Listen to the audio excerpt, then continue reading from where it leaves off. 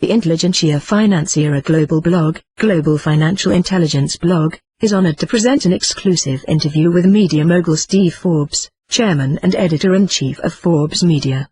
We are sure our readers from around the world will enjoy it. Steve, thanks for accepting this interview. Let's begin with your latest book, Money: How the Destruction of the Dollar Threatens the Global Economy and What We Can Do About It. Is it a mere coincidence that it has the same title that one of Karl Menger's, the founding father of the Austrian School of Economics, most important books, Geld? Do you agree in general with the Austrian school? It is indeed a coincidence. But the subject of money has been on the minds of men and women for a very long time. The Austrian school had much to recommend it, particularly compared to the Keynesians. Steve, why and how did the United States start to destroy its own dollar? The dollar was destroyed by ignorance. The Bretton Woods system created in 1944 was what was called a gold exchange standard. The dollar was fixed to gold and other currencies were fixed to the dollar. Central banks could turn in dollars to the US for gold at $35 an ounce. American authorities could have preserved the system very simply. The Federal Reserve would sell Treasury securities from its portfolio if gold began to move above $35 an ounce in the global markets and buy Treasuries if gold went below $35. Instead, the US and many other countries wanted to use monetary policy to try to stimulate their economies with easy money. But you can't print money like that and maintain a gold standard. Moreover, as we explain in our book, cheap money distorts investments and economic activity and never leads to sustainable growth. The housing bubble of the past decade is a dramatic example of this. The US had more than enough gold to maintain the dollar, gold link at $35 an ounce. During the classical gold standard managed by Britain until it was destroyed by World War I, the Bank of England did the job right with gold reserves significantly smaller than those possessed by the US. In 1971, when President Nixon and his advisors were debating what to do, Federal Reserve Chairman Arthur Burns argued for keeping the gold standard. Yet at the same time he pursued a very easy money policy to stimulate rapid economic growth before the 1972 presidential election. Amazingly, he didn't see the contradiction. This ignorance is even deeper today among economists and economic officials. Isn't it absurd to destroy your own currency when you are the most powerful country on planet Earth? Maybe a conspiracy? No country can remain strong with a weak currency. Ronald Reagan recognized this basic truth. So did John Kennedy. While Keynesian nonsense about easy money is deeply embedded, there are signs that people are beginning to recognize that what we are doing now is not working, that it is destructive. One example is former Federal Reserve Chairman Paul Volcker, who recently declared we must look seriously establishing a new monetary system. Is the Fed the main responsible for the destruction of the dollar? The Federal Reserve bears the main responsibility for the disarray. But it couldn't do its destructive work if economists and policy makers had a better understanding of money. What will the consequences be for the United States citizens, and for the people around the entire world due to this destruction of the dollar? The world and the US are suffering a lower standard of living than they would otherwise enjoy if we had a gold standard. If the US had maintained since 1971 the average rate of economic growth that it had for the previous 180 years when the dollar was tied to gold, the American economy today would be 50% larger. In other words, US GDP would be more than $8 trillion bigger than it is now.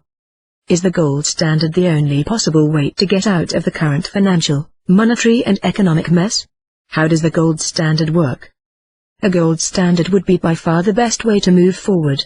If a country doesn't get it right on money, then it will get into trouble even if it pursues the right policies on taxes, government spending and regulations.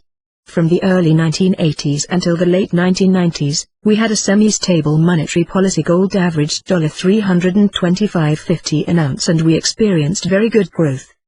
But we still had plenty of currency and financial crises, and the lack of a gold standard meant it was all too easy for authorities to slip into bad habits, which they did in the early 2000s. As we explain in our book, a gold standard is rather simple. After you figure what the ratio of the currency should be to gold, let's call it $1,300 an ounce, then by law the US would operate monetary policy solely to keep that ratio intact. People would have the right to turn in dollars to the government and receive gold in return at that price of $1,300 an ounce. Another safeguard, barriers to alternative currencies would be removed.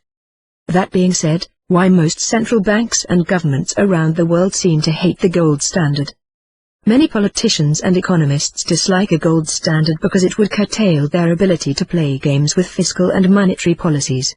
It would reduce their power even though it would create a higher standard of living. You know, many people say and think that the current economic situation is due to free markets and predatory capitalism. Do you agree? Do we really have free markets and authentic capitalism without real money in our hands? The current economic malaise is the result of the Federal Reserve and the U.S. Treasury Department weakening the dollar in the early part of the last decade. Every major economic crisis, including the Great Depression, is the result of catastrophic government errors. Contrary to Keynesian myth, free markets are not inherently unstable. Do you think that living in a system where we don't use sound money, like the one we live in right now, has a negative influence in other aspects of our lives and societies? If so, what are those aspects?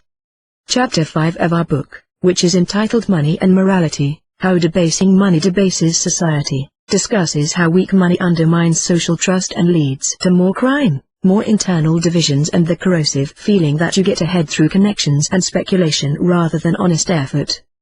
Some weeks ago, the BRICS signed a series of agreements to create the new Development Bank and the Contingent Reserve Arrangement to bypass the Fed, the IMF and the World Bank.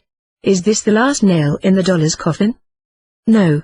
It is a symptom of what happens when the global currency, which the dollar is today, is increasingly unstable. The rest of the world becomes anxious and deeply frustrated. For a genuine alternative to emerge, a country or the European Central Bank must understand the simple fundamentals of money, starting with the basic fact that money itself is not wealth but rather measures wealth the way rulers measure length, clocks measure time and scales measure weight. Money conveys information that is crucial for a functioning market.